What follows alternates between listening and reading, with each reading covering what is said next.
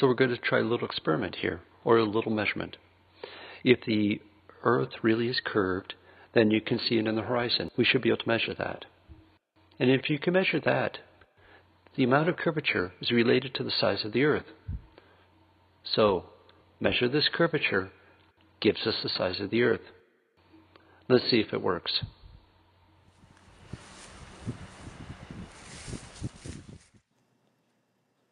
But first, before we take on measuring the whole Earth, let's try something a little closer at hand. How far away is the horizon? If you're on a beach at water level, the horizon might only be the next big wave. But up on a cliff face, the horizon can be kilometers or even miles out there, but it is not forever. We can see part of a tall ship which is beyond the horizon. This is what is called hull down.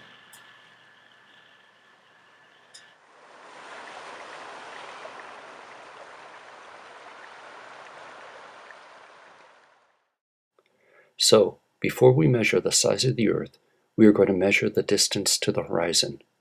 With just a bit of geometry, we find that the distance to the horizon is simply the square root of 2 times the height of the rise you're on times the diameter of the Earth.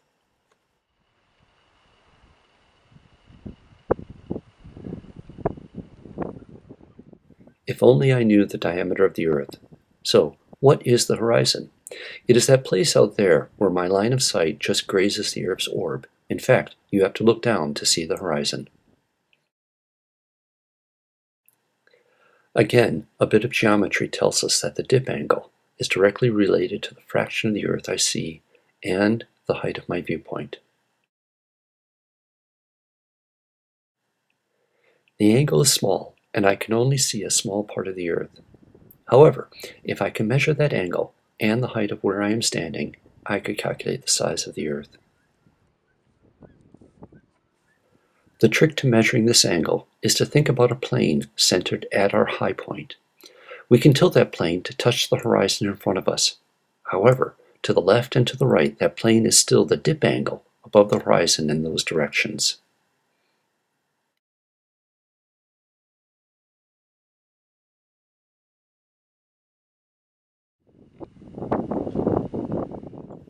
So this is my Earth measurement station, a point of Prince Edward Island sticking out into the Gulf of St. Lawrence.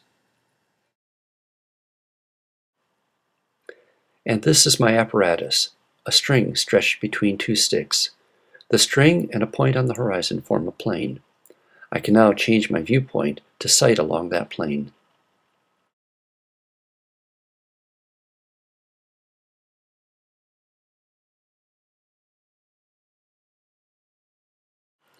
A close-up of the middle of the string, and then refocusing on the horizon behind it.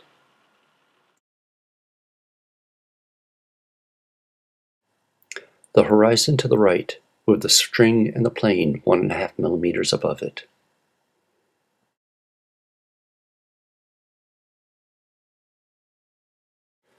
Again to the left, we see 1.5 millimeters.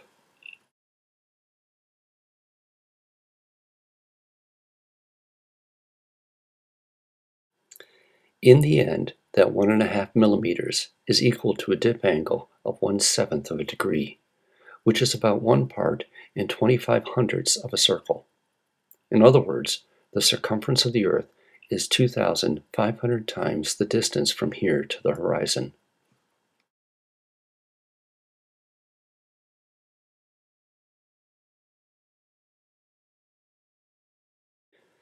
To measure my height above sea level, I'm going to take a more direct approach.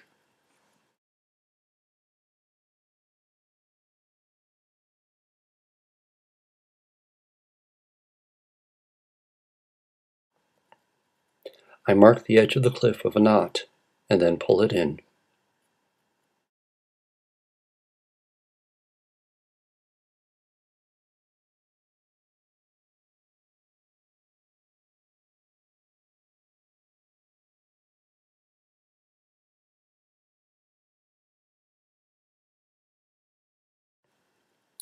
To measure my string, I wrap it around 2 stakes, 5 meters apart.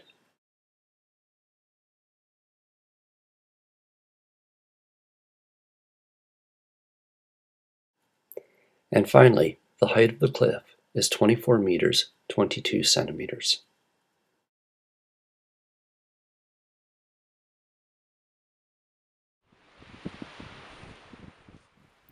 Finally, the dip angle is 0.14 degrees, or 1/7 of a degree, and the height of the cliff is 24.22 meters.